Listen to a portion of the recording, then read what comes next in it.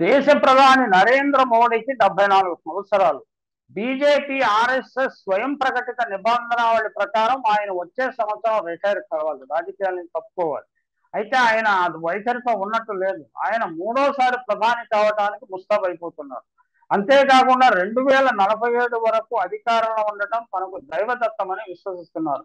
2000 అంటే విజన్ 2047 సాకారం చేసే వరకు తాను జీవించే ఉంటానని, అంటే తాను అధికారంలో ఉంటానని ఆయన చెప్పలేదు, తాను జీవించే ఉంటానని ఆశిస్తున్నారు. ఖచ్చితంగా ఆయన శతమానం భవతి అని మనం దీవిద్దాము.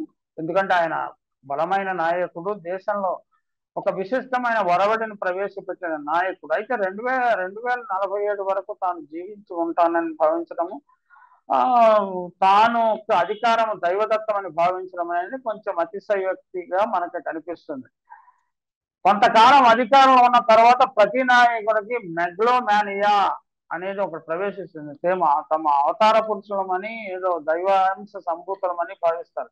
ఈ జబ్బు చాలా మంది నాయకులు ఉంది. వారి పేర్లు చెప్పడం కూడా కొంతమందికి మనస్కరించుదేమో. మన ఎన్టీ రామారావు గారు కూడా అలాంటి మెగ్లోమానియా వచ్చి చివరికి ఆయన పతనం అయ్యాడు. నరేంద్ర మోడీ ఇప్పటికే 2 సార్లు నెగ్గాడు, మూడోసారి కూడా నెగ్గే అవకాశాలు ఉన్నాయి. ఆయనే ప్రధాని అయినా కావచ్చు. కానీ అంత మాత్రం 2047 వరకు నేనే ఉంటాను, లేకపోతే ఎవరికి అవకాశం లేకుండా నేనే ఈ ఏంటి భారతదేశాన్ని వికసిత భారతదేశంగా చూస్తాను అని భావించడం, అంటే నేను తప్ప ఎవరు చేయలేరు అన్న ఆలోచన.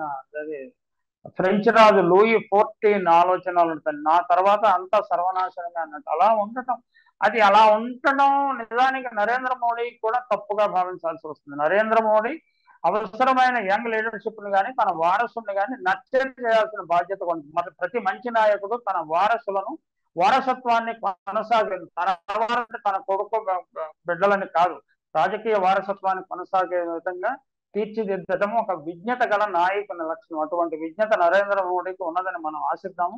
2047 వరకు నేనే పదవిని పట్టుకుని వేలాడుతా, చూరు పట్టుకుని వేలాడుతా, ప్రధాని పదవిని వదిలిపెట్టాను అన్న భావనే చాలా తప్పు. నేను అనుకున్న ఆర్ఎస్ఎస్ కూడా అందుకు అనుమతించకపోవచ్చు. కాకపోతే అంటే మూడో టర్మ్ అంగీకరిస్తారా, అనుమతిస్తారా అనేది వేరే విషయం. ఖచ్చితంగా అనుమతించే అవకాశాలు కనిపిస్తున్నాయి.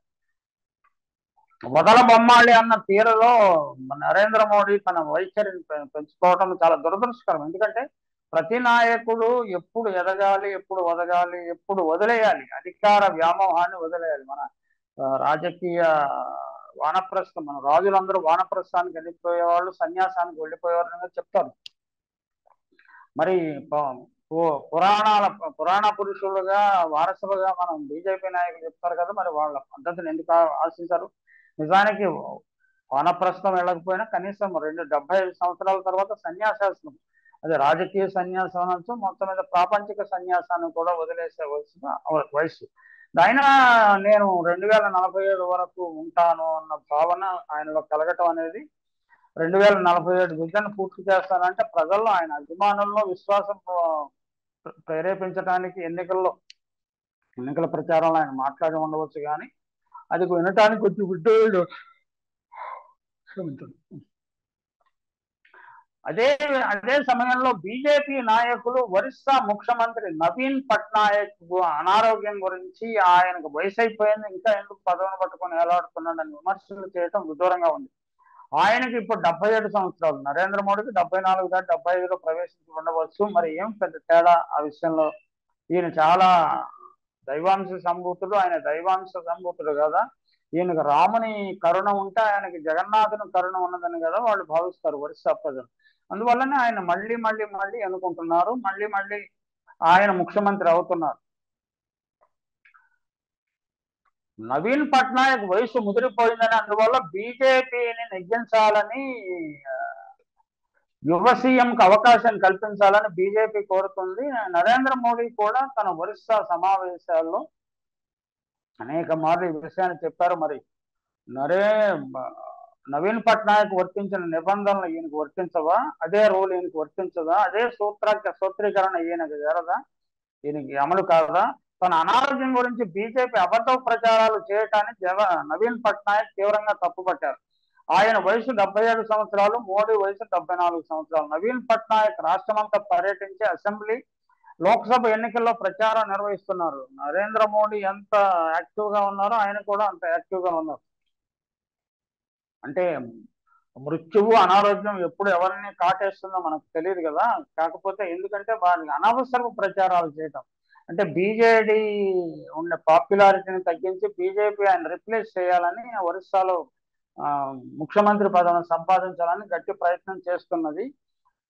మరి కాలం కలిసి రాకపోతే నవీన్ పట్నాయక్ ఢిల్లీలో ప్రధాని అయ్యే అవకాశాలు కూడా లేకపోలేదు. అంటే ఎనీథింగ్ ఇస్ పాసిబుల్. ఏమో గుర్రం ఎగరనో వచ్చి అంటారు కదా.